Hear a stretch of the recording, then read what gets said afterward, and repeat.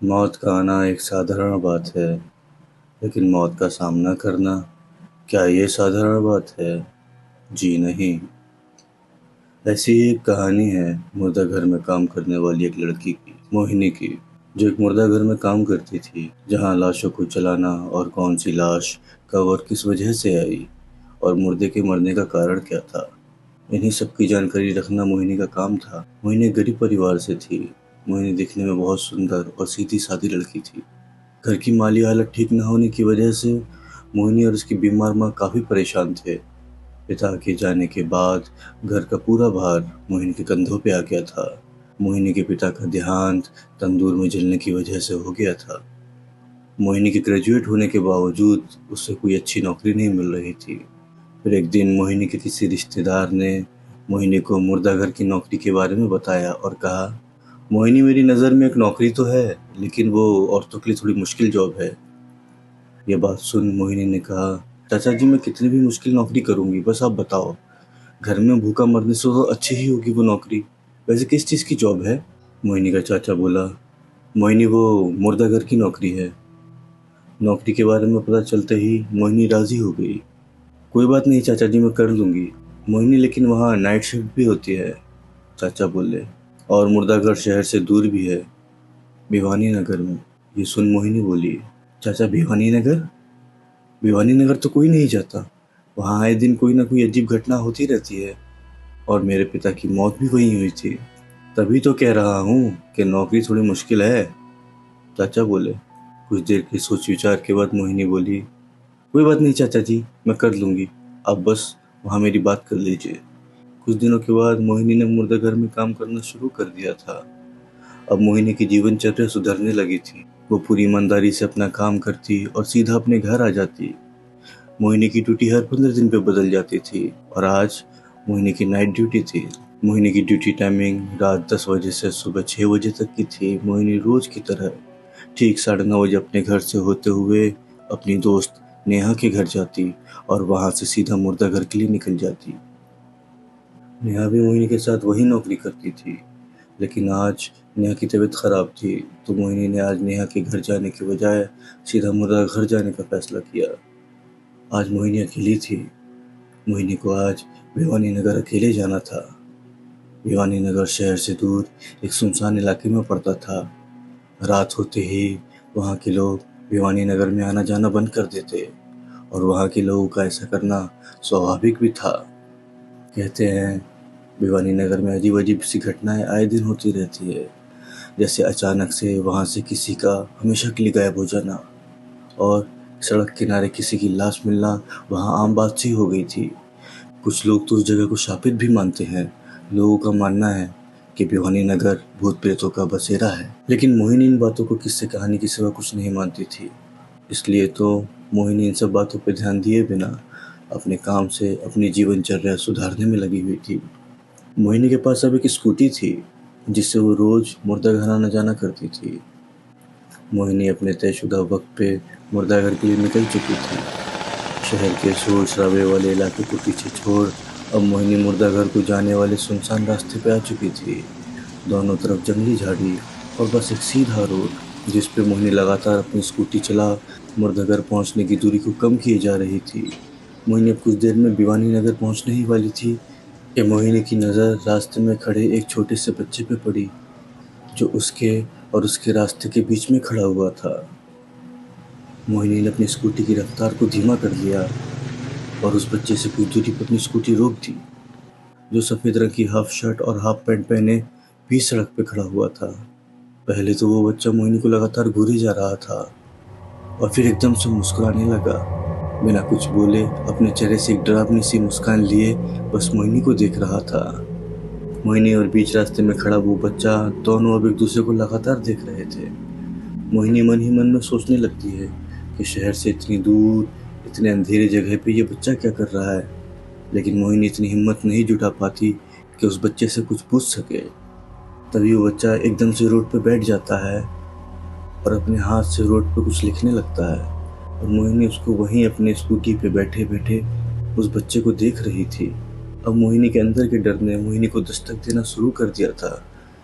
तभी मोहिनी अपनी स्कूटी की हॉर्न बजा देती है। हॉर्न की आवाज़ सुनते ही वो बच्चा सन्न से अपने दाएं तरफ की झाड़ियों में भाग के कहीं गायब हो जाता है। मोहिनी अपनी स्कूटी स्टार्ट कर जाने ही लगती है कि उसके मन में ख्याल आता है कि बच्चे ने आखिर रोड पे लिखा क्या था। तो मोहिनी उसी जगह पे अपनी स्कूटी रोक देती है जहाँ उस बच्चे ने कुछ लिखा था। अंधेरा होने की वजह से मोहिनी को रोड पे लिखा हुआ कुछ दिखाई नहीं दे रहा था। तो मोहिनी ने अपने मोबाइल की फ्लैश लाइट ऑन कर रोड पे देखती है तो वो क्या देखती है कि उस पे लिखा था आज रात। रोड पे लिखा ये शब्द देख मोहिनी तुरंत अपनी गाड़ी को तेज कर उस जगह से जाने लगती है। कुछ दूरी तय करने के बाद मोहिनी अपनी स्कूटी के शीशे से पीछे देखती है तो वो क्या देखती है कि वही बच्चा ठीक उसी जगह पे खड़ा हुआ था और मोहिनी को देखे जा रहा था। इस ताकाजाकी से होते हुए मोहिनी अपने तयशुदा वक्त से लेट हो चुकी थी। कुछ ही देर में मोहिनी मुर्दाघर भी पहुंच जाती है। नाइट शिफ्ट में मुर्दाघर में मोहिनी, नेहा और 2 सिक्योरिटी गार्ड की ही ड्यूटी होती थी। मोहिनी हर बार की तरह ऑफिस पहुंची और मोहिनी के पहुंचते ही गार्ड मोहिनी को सलाम करता और गेट खोल देता। एक गार्ड गेट पे रहता तो दूसरा रिसेप्शन एरिया में मोहिनी के डेस्क के बगल में कुर्सी लगा के बैठा रहता। भैया कोई डेड बॉडी आई? मोहिनी अपने बगल में बैठे गार्ड से पूछती है। गार्ड अखबार के पन्नों को पलटता हुआ कहता है, नहीं मोहिनी मैम, आज कोई डेड बॉडी नहीं आई, लेकिन कल एक डेड बॉडी आई थी, लेकिन आप छुट्टी पे थी तो मैंने सोचा जब आप आएंगी तब बता दूंगा। मोहिनी गार्ड को ठीक है में जवाब देती है और अपनी कुर्सी पर बैठ जाती है। मोहिनी रोज की तरह अपने काम में जुट गई।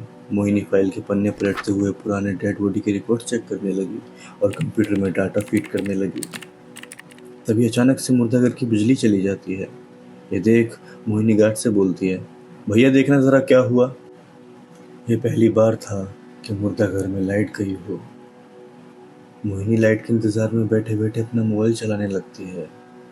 काफ़ी देर हो जाने के बाद भी जब लाइट नहीं आई तो मोहिनी अपनी कुर्सी से उठ बाहर जा गार्ड को आवाज़ देती है, भैया क्या हुआ लाइट को। लेकिन मोहिनी की आवाज़ देने के बाद भी गार्ड का कोई जवाब नहीं आता है। तो मोहिनी फिर अपनी कुर्सी पर जाके बैठ जाती है और लाइट के आने का इंतज़ार करने लगती है।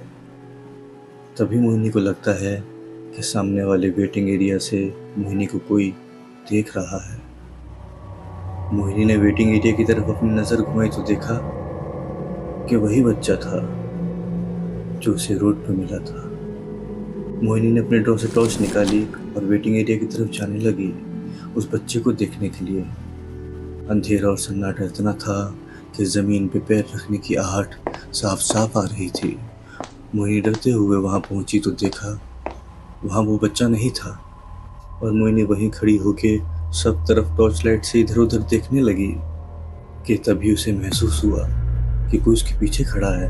मोहिनी तुरंत टॉर्च लाइट अपने पीछे की तरफ घुमा दी और पाया अब भी वहाँ कोई नहीं था। मोहिनी वहाँ से भाग बाहर आ गई और गार्ड को ढूंढने लगी, लेकिन अभी भी गार्ड वहाँ नहीं था।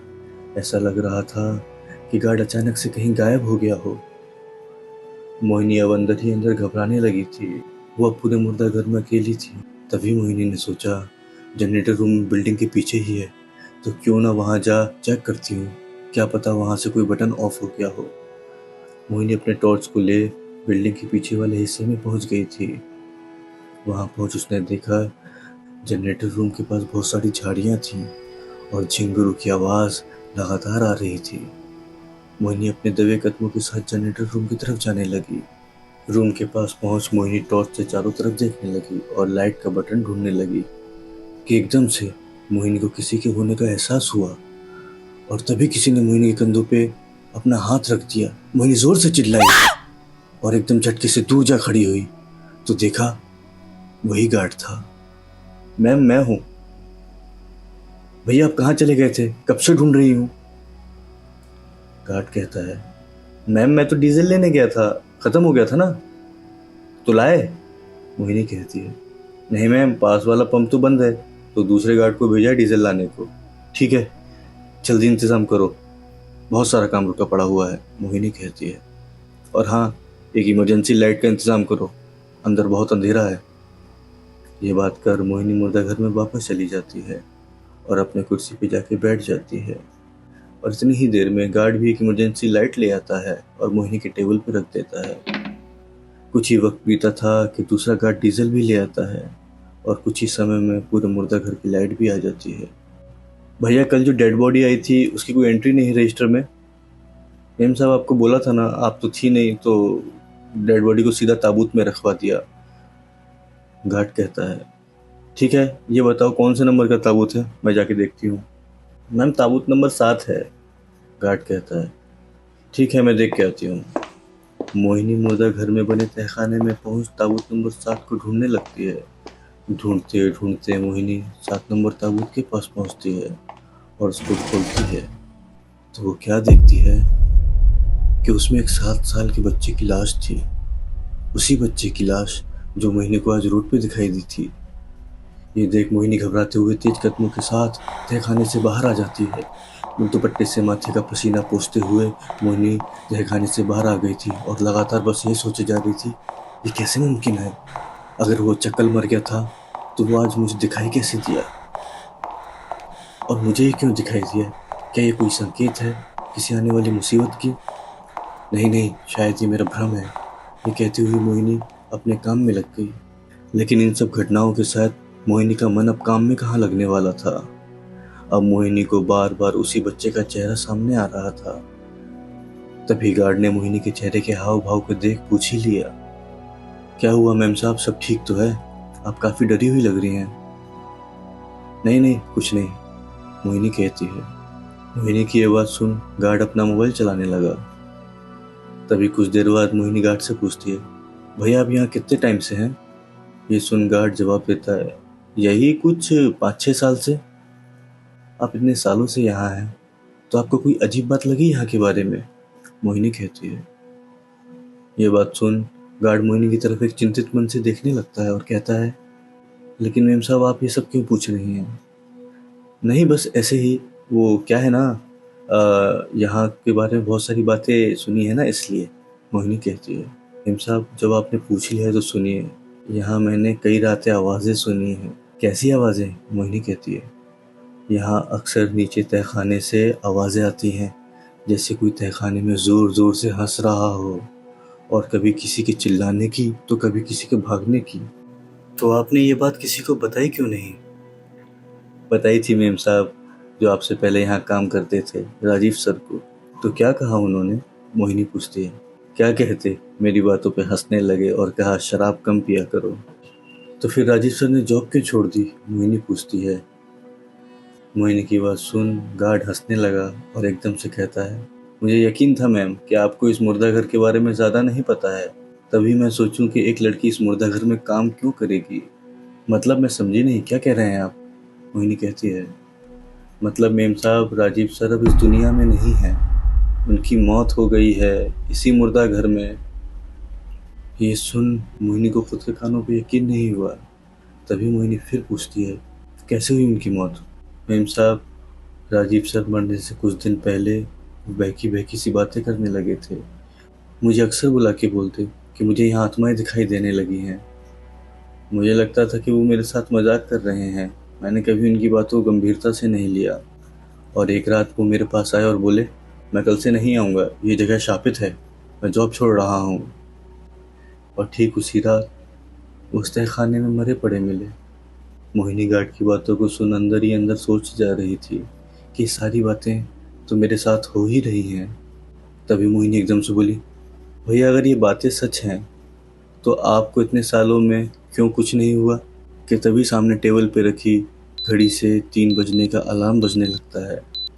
रात अब अपने चरम सीमा पे थी। ठीक है मेम साहब, मैं थोड़ा बाहर राउंड मार के आता हूँ।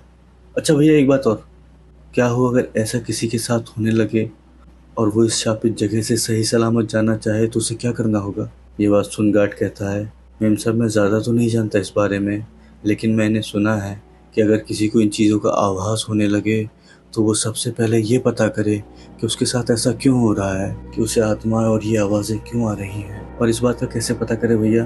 मोहिनी पूछती है। मेम साहब, कहा जाता है अगर किसी की आत्मा अभी भी इस दुनिया में भटक रही है तो इसका मतलब उसकी आत्मा को मोक्ष नहीं मिला है, इसलिए तो इस दुनिया से निकल नहीं पाते। और वो अपने प्रतिशोध को बुझाने के लिए किसी भी इंसान का शिकार करने लगते हैं। और पुरानी मान्यताओं के हिसाब से किसी भी आत्मा को मोक्ष देने के लिए उसकी बॉडी को और उसके साथ जो सामान आया होता है उसको अग्निदाह कर देने से उस आत्मा को मोक्ष मिल जाता है।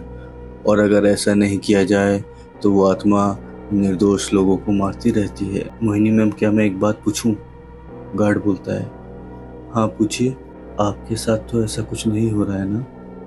क्योंकि मुझे आपको देख के लग रहा है कि आप काफ़ी परेशान हैं अंदर से। मोहिनी गार्ड की ये बात सुन उसे अपने साथ हुई सारी बातें बता देती है। ये बात सुन गार्ड कहता है, मेम साहब, जब राजीव सर के साथ वो घटना घटी तो मैं इन सब चीज़ों के बारे में एक जानकारी इकट्ठा करने लगा था कि आत्माएं उन लोगों के पीछे क्यों पड़ जाती हैं। तो पता चला जो उनके मरने के बाद उनके संपर्क में आ जाते हैं। और आपने तो उस बच्चे की आत्मा को उसी जगह पे देखा जिस सड़क पर उसकी मौत हुई थी। हो सकता है आप उस आत्मा के संपर्क में आ चुकी हैं। शायद इसी वजह से वो आपको बार बार दिखाई दे रहा है। मोहिनी मैम, हमें उसकी लाश को अग्निदाह देना होगा जिससे वो वापस अपनी दुनिया में जा सके। मैम, उस बच्चे की लाश तहखाने में है, हमको तहखाने में जाना होगा। हमारे पास वक्त बहुत कम है। ठीक इसी तरह राजीव सर भी ऐसी ही बातें कर रहे थे मेरे साथ और वो उसी रात इस दुनिया से चले गए।